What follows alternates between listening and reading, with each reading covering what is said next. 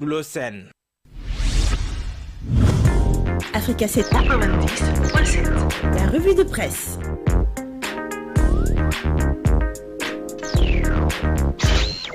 Plusieurs actualités à la une des quotidiens qui nous sont parvenus. Tout d'abord, le quotidien qui nous parle de 15 arrestations, dont celle de Binta, mécanicienne à Keur Massar, les dessous d'une sordide affaire de mœurs et de drogue, selon le journal, qui aussi revient sur le procès en appel des 6 policiers prévus ce mercredi.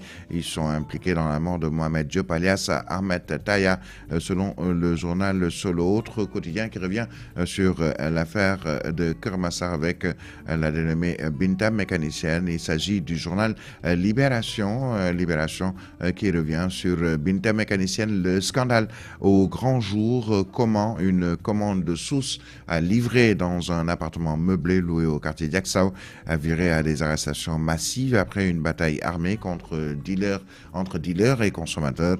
Les mis en cause, dont plusieurs élèves ont entre 17 et 26 ans, leur loueur et le propriétaire de l'appartement meublé a arrêté aussi. Bague de fiançailles à la copine, câlin filmé entre filles, des vidéos sordides retrouvées dans le téléphone de la meneuse du groupe, une dénommée Mathieu. Autre journal, le quotidien Le Point, qui nous parle de lutte sénégalaise. Maître Bamba Cissé lance une croisade contre le CIMOL et promet des sanctions fermes. El Malick Ndiaye, lui, effectue une visite officielle de 2 jours en Mauritanie pour renforcer la coopération parlementaire. À la une du quotidien L'Évidence, tête-à-tête Sonko, Serigne Mountakha. Dans les secrets des discussions, le Premier ministre a-t-il vilipendé Diomaye devant le Saint-Homme? C'est une interrogation, en tout cas, sur le reste de l'actualité. Enseignement, santé, le Sénégal forme, l'étranger recrute. Le quotidien L'Observateur, avec à sa une aussi cette affaire Keur Massar, les dessous enivrants de la chute de Binta, mécanicienne, et 14 fêtards âgés de 16 à 22 ans. L'Observateur nous parle aussi des graines de la controverse. Le pari fou de Sonko, entretien vérité avec le directeur général de la Sonacos, Elhadji Dan Diagne, de dire il y a eu 0 retard de paiement, 0 montant non payé. Nous avions déjà commencé à mobiliser le financement. Le journal LAS qui revient sur l'achat de véhicules de luxe à l'Assemblée nationale. Les députés de PASTEF se déchirent, selon le journal. Le quotidien, un autre plutôt quotidien qui s'appelle Point Actu, lui, parle de PASTEF. Diomaye président dans l'administration vers une cohabitation explosive. Mohamed Mbow, relevé de ses fonctions au ministère de l'Emploi pour ses prises de position. Sera-t-il un cas d'école? C'est une interrogation. DG et PCA au rapport potentiellement conflictuel. Les ministres et les DG sous leur tutelle souffriront-ils des positions antagoniques? C'est aussi une interrogation.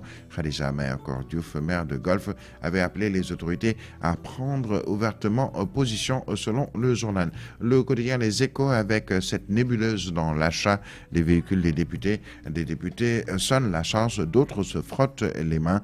Thierno Alassane Sall de demander quelles sont les conditions d'acquisition. Y a-t-il des commissions? Si oui, combien et qui en sont les bénéficiaires?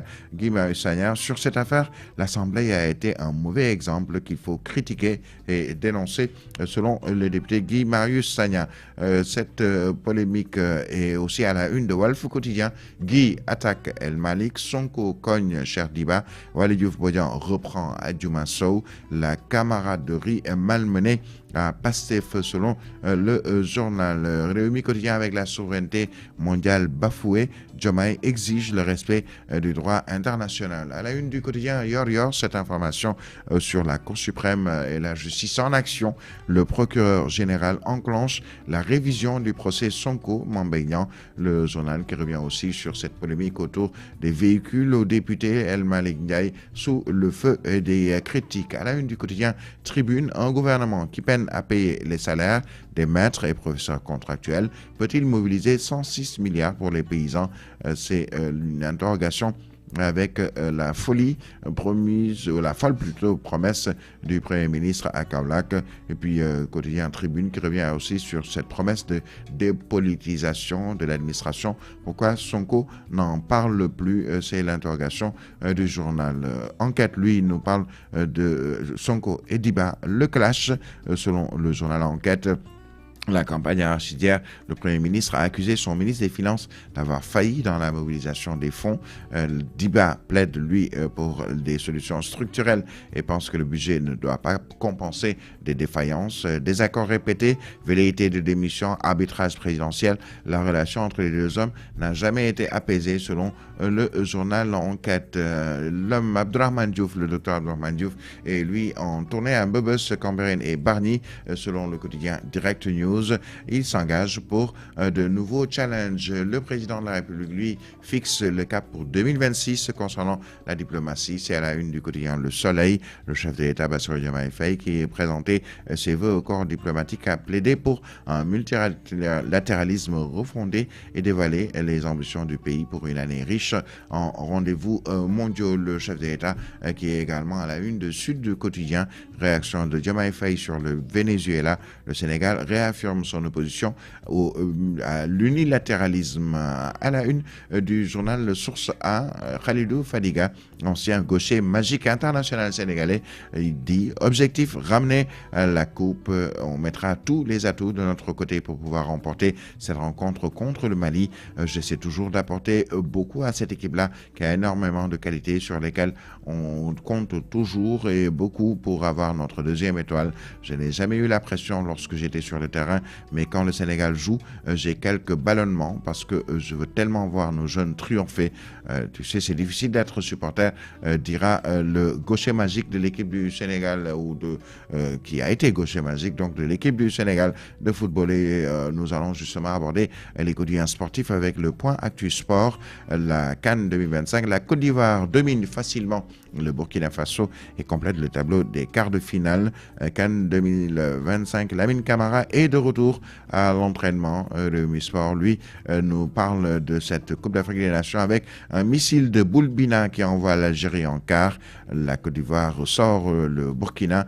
Turquie, Pape Gueye et Pape Matar Sarr dans le viseur de Galatasaray. Pape Thiaw n'est pas seulement un coach, c'est à la une de l'Informé et ce sont des propos de Khalilou Fadiga qui parle de son ancien coéquipier de 2002. Il est aussi un manager, dira-t-il. Voilà donc pour quelques quotidiens sportifs qui nous sont parvenus et l'ensemble des quotidiens du jour. À suivre le programme de la Coupe d'Afrique des Nations, sachez-le, comme nous le rappelle Tribune Sport: Mali, Sénégal, Cameroun, Maroc, Algérie, Nigeria, Égypte, Côte d'Ivoire. Voilà donc pour les équipes qui doivent s'affronter en quart de finale pour espérer une place en demi et en finale et pourquoi pas la coupe pour le Sénégal. Nous verrons également tout ceci dans le journal de la CAN qui vous sera proposé dans un instant par Al-Amin Senghor et toute son équipe, envoyés spéciaux à Tanger au Maroc.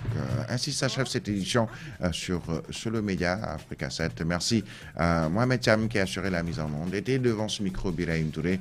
Rendez-vous avec l'actualité juste après le journal de la CAN avec la une des quotidiens qui nous sont parvenus commenter. Fatou Abdoulaye sera également de la partie pour la seconde partie de votre matinale sur le média Africa 7. Restez scotchés sur la 90.7.